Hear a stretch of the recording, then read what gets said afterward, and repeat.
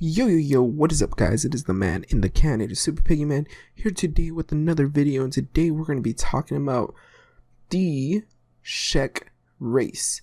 Now, before I get started into this video, I want to start off by saying thank you for 172 subscribers. We are currently 18 away, I believe, or 28.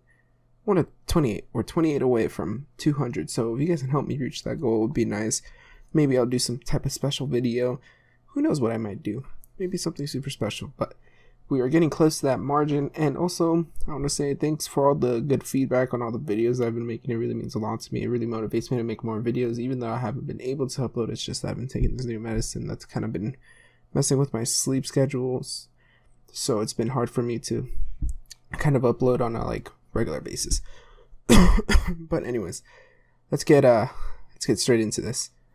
So the Shek Kingdom is home to the Shek race.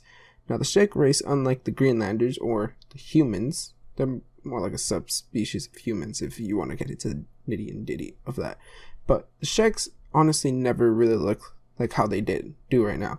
They used to look different, and I don't really know the whole entire aspect of how they used to look, but for one thing I did know, they didn't have horns back then. The horns were something that was probably like through generations of breeding. They thought bigger horns, I guess somebody must have came up with the legend that bigger horns make stronger and better people. And so now they looked at horns like honor now. If you are in the Shek Kingdom, they always talk about horns, and I think that's where that leads to.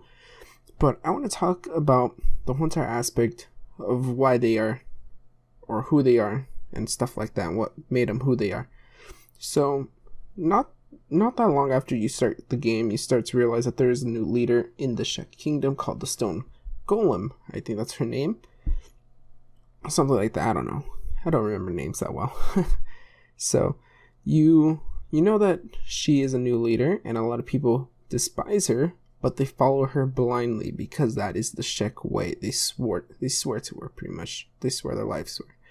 And it is really interesting because before that point, the Shek were kind of killing themselves off. They were warring with everybody, the UC and the Holy Nation. I even think the Hives at one point, they were warring with all of them, but the Stone Golem was able to, declare peace with all of them. And yeah, so she pretty much ended this whole entire way of them killing themselves off, which is a cool thing as a leader, but I guess everybody has a distaste for it because everybody wanted to kill themselves off for some reason. Excuse me. But the reason why the Sheks fight so much and follow people so blindly, you can date this back to the Second Empire. Now, the Second Empire was ruled by Catlon, and Catlon was this really corrupt person that now enslaves people. And what does he do? He enslaved people by pretty much taking out their CPUs and stuff like that, and then reprogramming them to pretty much just follow what he says and do everything he says. And that's pretty much where they were at with that, but he realized he couldn't do that to the entire skeleton race, so he needed some other people to do his dirty work. Now, recall that the Hive wasn't here at this time. It was just the Holy Nation and the Second Empire. Now, they looked at the Shek because the Shek were completely superior when it came to fighting and all that stuff, but they lacked in pretty much resource output. They couldn't do any labor. They just sucked at it, but they were really good at fighting. So they realized that, hey, maybe we should get these guys and get them to fight for us. Now, you can tell this really did happen because of distaste with the Holy Nation and the Shek, because if you think about it, the Holy Nation was against the Second Empire because of the whole entire thing of skeletons trying to enslave the entire world and do all that stuff. But if the Holy Nation was against a lot of things originally, now they're against a lot of things, but this is one of their most noble intents when they were against the enslavement of all races, pretty much. And you can tell this is why they have a distaste with the Sheks, because they know what they did to them. Now, we don't know this unless we look into it deeper, but I think the Shek really became like a vanguard type of group, because you look back at this and you see them follow with this blind trust And I don't know if it's something in their genetics or something, but it's just something in them that makes them follow people with blind trust. If, you can train them and do all that stuff. It's kind of, so the Shek were kind of like the dogs to humans, or the skeletons. Okay, so for this analogy, they're kind of like the dogs to humans. They follow them blindly. So you can think of the Shek as that to the Empire. And, this is why the Holy Nation hates them a lot, because they're like, you know what, you guys were assholes. You guys tried enslaving us. We beat you guys fair and square, and now you guys are all by yourself. And you can see that the Holy Nation was actually stronger than them, because the Holy Nation was able actually to almost kill them off. But to be fair, the Shek were fighting like 3 wars. So, you can't really blame them for that one. But it still shows that the Shek are kind of weak by themselves. They need like a secondary force. But they are really strong. Not to lie. They're strong, but they're weak. It's kind of like a weird thing.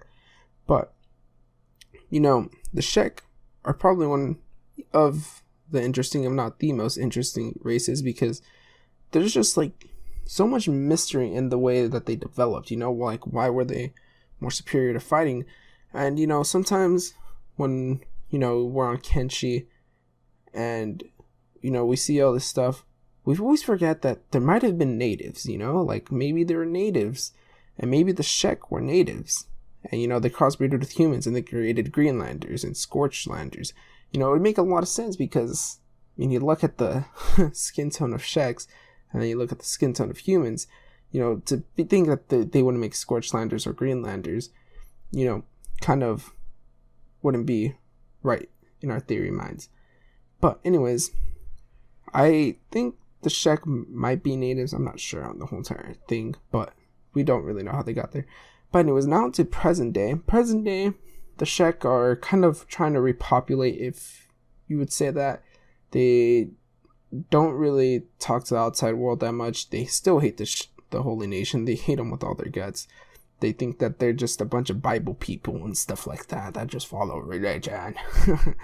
But anyways, that's pretty much who they are now. Who they were before was probably like a lot more ruthless to the humans and stuff, and kept them pressed down, and kept them pretty much in their place.